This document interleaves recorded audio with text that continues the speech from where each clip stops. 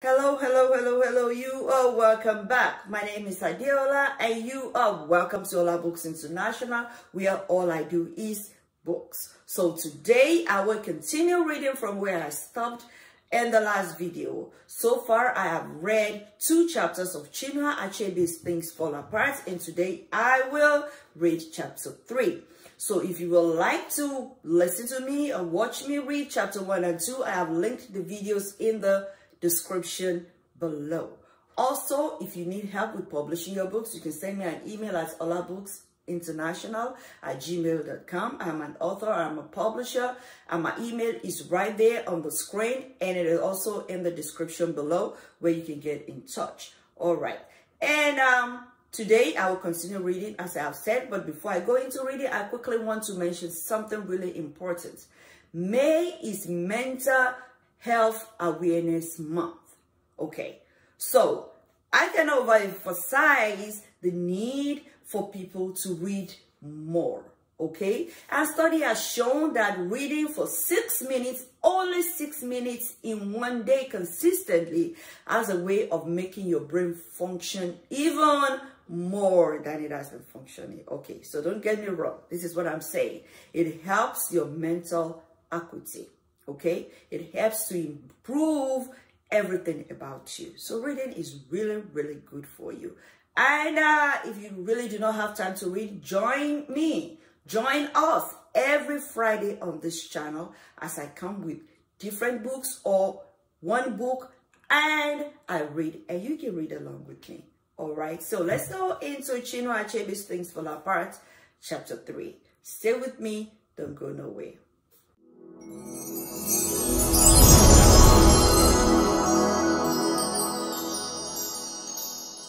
Chapter 3. Okonkwo did not have the start in life which many young men usually had. He did not inherit a barn from his father. There was no barn to inherit. The story was told in Umuofia of how his father, Unoka, had gone to consult the oracle of the hills and the caves to find out why he always had a miserable harvest. The oracle was called Agbala, and people came from far and near to consult it. They came when misfortune dodged their steps or when they had a dispute with their neighbors. They came to discover what the future held for them or to consult the spirits of their departed fathers. The way into the shrine was a round hole at the side of a hill, just a little bigger than the round opening into a hen house. Worshippers and those who came to seek knowledge from the god crowd on their belly through the hole and found themselves in a dark, endless space in the presence of Agbala. No one had ever beheld Agbala except his priestess, but no one who had ever crawled into his awful shrine had come out without the fear of his power. His priestess stood by the sacred fire which she built in the heart of the cave and proclaimed the will of the god. The fire did not burn with a flame. The glowing logs only served to light up vaguely the dark figure of the priestess. Sometimes a man came to consult the spirit of his dead father or relative. It was said that when such a spirit appeared, the man saw it vaguely in the darkness, but never heard its voice. Some people even said that they had heard the spirits flying and flapping their wings against the roof of the cave. Many years ago, when Okonkwo was still a boy, his father, Unoka, had gone to consult Agbala. The priestess in those days was a woman called Chika. She was full of the power of her god, and she was greatly feared. Unoka stood before her and began his story. Every year, he said sadly, before I put any crop in the earth, I sacrifice a cock to Ani, the owner of all land. It is the law of our fathers. I also kill a cock at the shrine of Ifejioku, the god of yams. Every year, he said sadly, before I put any crop in the earth, I sacrifice a cock to Ani, the owner of all land. It is the law of our fathers. I also kill a cock at the shrine of Ijioku, the god of yams. I clear the bush and set fire to it when it is dry. I sow the yams when the first rain has fallen, and take them away the young tendrils appear. I weed, hold your peace, screamed the priestess, her voice terrible as it echoed through the dark void. You have offended neither the gods nor your fathers. And when a man is at peace with his gods and his ancestors, his harvest will be good or bad according to the strength of his arm. You, Unoka, are known in all the clan for the weakness of your machetes and your hoe. When your neighbors go out with their axe to cut down the virgin forest, you sow your yams on exhausted farms and take no labor to clear. They cross 7 rivers to make their farms. You stay at home and offer sacrifices to a reluctant soil. Go home and work like a man. Unoka was an ill-fated man. He had a bad chi, or personal god, and evil fortune followed him to the grave, or rather to his death. For he had no grave. He died of the swelling, which was an abomination to the earth goddess. When a man was afflicted with swelling in the stomach and the limbs, he was not allowed to die in the house. He was carried to the evil forest and left there to die. There was the story of a very stubborn man who staggered back to his house and had to be carried again to the forest and tied to a tree. The sickness was an abomination to the earth, and so the victim could not be buried in her bowels. He died and rotted away above the earth, and was not given the first or the second burial. Such was Unoka's fate. When they carried him away, he took with him his flute. With a father like Unoka, Okonkwo did not have the start in life which many young men had. He neither inherited a barn or a title, nor even a young wife. But in spite of these disadvantages, he had begun even in his father's lifetime to lay the foundations of a prosperous future. It was slow and painful, but he threw himself into it like one possessed. And indeed, he was possessed by the fear of his father's contemptible life and shameful death. There was a wealthy man in Okonkwo's village who had 3 huge barns, 9 wives, and 30 children. His name was Achebe, and he had taken the highest but one title which a man could take in the clan. It was for this man that Okonkwo worked to earn his first CDMs. He took a pot of palm wine and a cup to Achebe. 2 elderly neighbors were sent for, and Achebe's 2 grown-up sons were also present in his obi. He presented a kola nut and an alligator pepper, which were passed round for all to see, and then returned to him. He broke the nut, saying, "We shall all live. We pray for life, children, a good harvest, and happiness. You will have what is good for you, and I will have what is good for me. Let the kite perch, and let the eagle perch too. If one says no to the other, let his wing break." After the kola nut had been eaten, Okonkwo brought his palm wine from the corner of the hut where it had been placed and stood in it in the center of the group. He addressed Achebe, calling him our father. "Nna Ayi," he said, "I have brought you this little kola. As our people say, a man who pays respect to the great paves the way for his own greatness. I have come to pay you my respects and also to ask a favor.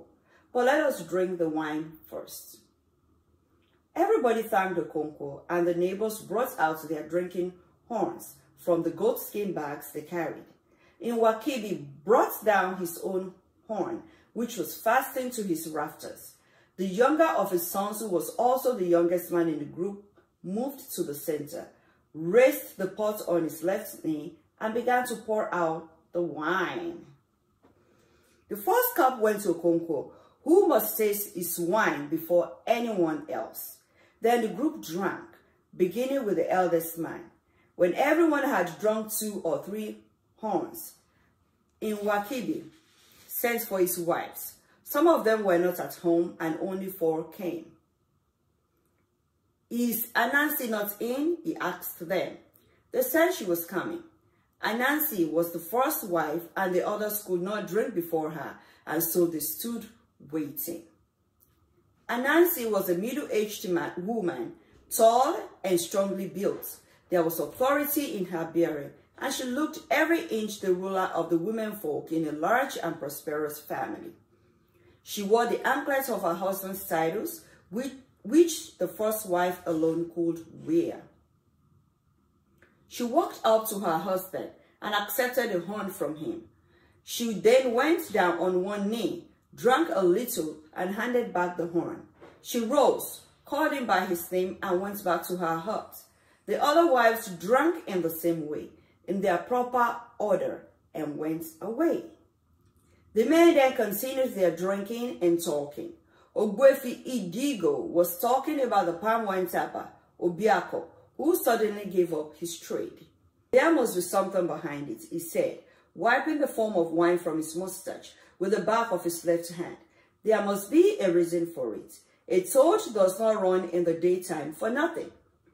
Some people say the oracle warned him that he would fall off a palm tree and kill himself, said Akukalia.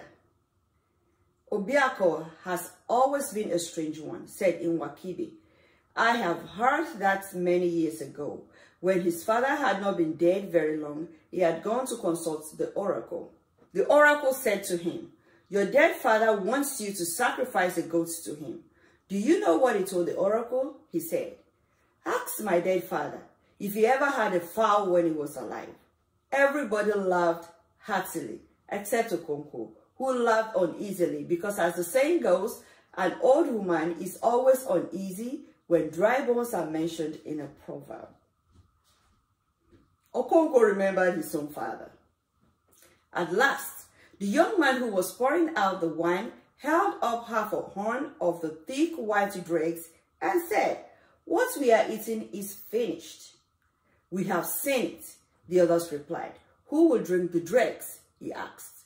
Whoever has a job in hand, said Indigo, looking at Inwakibi's elder son, Iwelo, with a malicious twinkle in his eye. Everybody agreed that Iwelo should drink the dregs. He accepted a half-full horn from his brother and drank it. As Indigo had said, Igwelo had a job in hand because he had married his first wife a month or 2 before. The thick dregs of palm wine were supposed to be good for men who were going into their wives. After the wine had been drunk, Okonkwo laid his difficulties before Inwakibi. I have come to you for help, he said. Perhaps you can already guess what it is. I have cleared a farm, but have no yams to sow. I know what it is to ask a man to trust another with his yams, especially these days when young men are afraid of hard work. I am not afraid of work. The lizard that jumped from the high Iroko tree to the ground said he would praise himself if no one else did. I began to fend for myself at an age when most people still suck at their mother's breast. If you give me some yam seeds, I shall not fail you. Inwakibi cleared his throat. It pleases me to see a young man like you these days, when our youth has gone so soft. Many young men have come to ask me for yams, but I have refused because I knew they would just dump them in the earth and leave them to be choked by weeds. When I say no to them, they think I am hard-hearted, but it is not so. Eneke the bird says that since men have learned to shoot without missing, he has learned to fly without perching. I have learned to be stingy with my yams, but I can trust you. I know it as I look at you, as our father said. You can tell a ripe corn by its look. I shall give you twice 400 yams. Go ahead and prepare your farm. Okonkwo thanked him again and went home feeling happy. He knew that Inwakibi would not refuse him, but he had not expected he would be so generous. He had not hoped to get more than 400 seeds. He would now have to make a bigger farm. He hoped to get another 400 yams from one of his father's friends at Isuzu. Sharecropping was a very slow way of building up a barn of one's own. After all the toil, one only got a third of the harvest. But for a young man whose father had no yams, there was no other way. And what made it worse in Okonkwo's case was that he had to support his mother and 2 sisters from his meager harvest. And supporting his mother also meant supporting his father. She could not be expected to cook and eat while her husband starved. And so, at a very early age, when he was striving desperately to build a barn through sharecropping, Okonkwo was only fending for his father's house. It was like pouring grains of corn into a bag full of holes. His mother and sisters worked hard enough, but they grew women's crops like cocoa yams, beans, and cassava. Yam, the king of crops, was a man's crop. The year that Okonkwo took 800 seed yams from Inwakibi was the worst year in living memory. Nothing happened at its proper time. It was either too early or too late. It seemed as if the world had gone mad. The first rains were late, and when they came, lasted only a brief moment. The blazing sun returned more fierce than it had ever been known, and scorched all the grain that had appeared with the rains. The earth burned like hot coals and roasted all the yams that had been sown. Like all good farmers, Okonkwo had begun to sow with the first rains. He had sown 400 seeds when the rains dried up and the heat returned. He watched the sky all day for signs of rain clouds and lay awake all night. In the morning, he went back to his farm and saw the withering tendrils. He had tried to protect them from the smoldering earth by making rings of thick sisal leaves around them. But by the end of the day, the sisal rings were burnt dry and gray. He changed them every day and prayed that the rain might fall in the night. But the drought continued for 8 market weeks and the yams were killed. Some farmers had not planted their yams yet. They were the lazy, easygoing ones who always put off clearing their farms as long as they could. This year, they were the wise ones. They sympathized with their neighbors with much shaking of the head, but inwardly they were happy for what they took to be their own foresight. Okonkwo planted what was left of his seed yams when the rains finally returned. He had one consolation. The yams he had sown before the drought were his own, the harvest of the previous year. He still had the 800 from Inwakibi and the 400 from his father's friend, so he would make a fresh start. But the year had gone mad. Rain fell as it had never fallen before. For days and nights, together, it poured down in violent torrents and washed away the yam heaps. Trees were uprooted, and deep gorges appeared everywhere.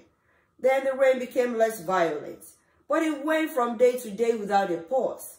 The spell of sunshine, which always came in the middle of the wet season, did not appear. The yams put on luxuriant green leaves, but every farmer knew that without sunshine, the tubers would not grow. That year, the harvest was sad, like a funeral, and many farmers wept as they dug up the miserable and rotten yams. One man tied his cloth to a tree branch and hung himself. Okonkwo remembered that tragic year with a cold shiver throughout the rest of his life. It always surprised him when he thought of it later that he did not sink under the load of the spire. He knew that he was a fierce fighter, but that year had been enough to break the heart of a lion. Since I survived that year, he always said, I shall survive anything. He put it down to his inflexible will. His father, Unoka, who was then an ailing man, had said to him during that terrible harvest month, do not despair. I know you will not despair. You have a manly and a proud heart. A proud heart can survive a general failure because such a failure does not break its pride. It is more difficult and more bitter when a man feels alone. Unoka was like that in his last days. His love of talk had grown with age and sickness. It tried Okonkwo's patience beyond words. So, I just finished reading chapter 3 and I hope you enjoyed it. It was a sad year. It was a sad harvest. The harvest that year was sad. And Okonkwo said, since I survived that year, he always said, I shall survive anything. He puts it down to his inflexible will. So, if you have survived the pandemic up to today, you have survived it. Just keep on telling yourself, I have survived it. Keep that will up. Keep that courage up. Keep telling yourself it is well. And there is no mountain that I cannot surmount. So no matter how terrible things are, if your will is strong and you are willing to pull through it, I tell you, you will pull through this. This will also go away. And it's going to be a story. You're going to be talking about it. Oh, that year. Oh, those months during the pandemic. But you will survive it. You will definitely survive it. Thank you for watching today. And I wish you a lovely, lovely weekend. If you are yet to subscribe to this channel, please do so. Hit the subscribe button. Share the video. Like it. And I'm going to see you next time. Thank you and God bless.